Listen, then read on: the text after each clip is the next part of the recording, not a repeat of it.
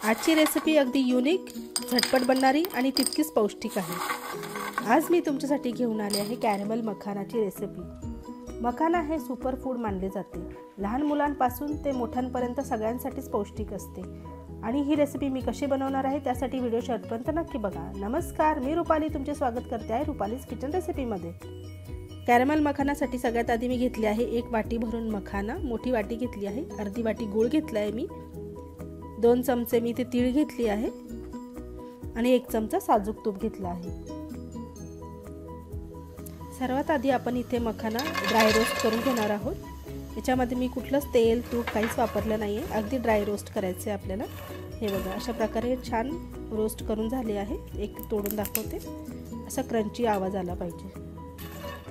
मखाने भाजून झाल्यानंतर आता मी इथे तीळ भाजून घेणार आहे। तिलाही व्यवस्थित आपण भाजून घेणार आहोत।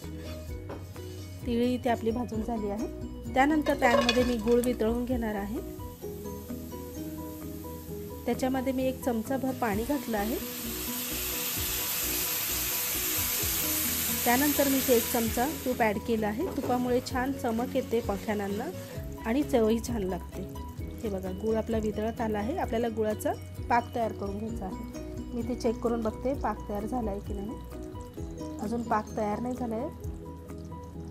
हे बघा, आता मी पुन्हा एकदा केलं तर पाक तयार झालेला आहे। जसं आपण चिक्कीसाठी पाक तयार करतो तसंच करायचं। आता त्यानंतर मी ॲड करते आहे इथे मखाना व्यवस्थित पाकामध्ये कोट झाला पाहिजे।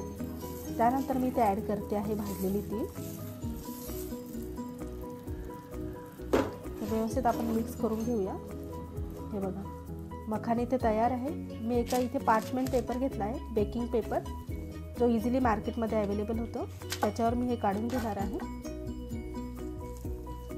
सर्व मखाने आपल्याला व्यवस्थित पसरून घालायचे आहे, जेणेकरून ते एकमेकांना चिटकणार नाही। आणि असं स्पॅच्युलाच्या सहाय्याने याला आधीच वेगळं वेगळं करून घ्यायचं आहे। हे बघा, तयार झाले आपले कॅरमल मखाने, जे अगदी पौष्टिक आहे, जे साखरेपासून नाही तर गुळापासून तयार झाले आहे। मी तुम्हाला इथे एक तोडून दाखवते, किती छान क्रंच आला आहे। लहान मुलांच्या छोट्या छोट्या भुकेसाठी अगदी बेस्ट ऑप्शन आहे। हे मखाने तुम्ही एअरटाईट कंटेनरमध्ये जर भरून ठेवले तर ते बरेच दिवस टिकतात। तुम्ही तुमच्या लहान मुलांसाठी असे मखाने तयार करून द्या, म्हणजे तुम्हाला बाहेरचे कॅरमल पॉपकॉर्न वगैरे बनवून द्यायची गरज नाही। ही रेसिपी तुम्हाला कशी वाटली कमेंट करून नक्की सांगा। व्हिडिओला लाईक करा, शेअर करा आणि हो, चॅनलवर नवीन असाल तर प्लीज सबस्क्राईब करा। भेटूया आपण एका नवीन रेसिपीसोबत। तोपर्यंत धन्यवाद।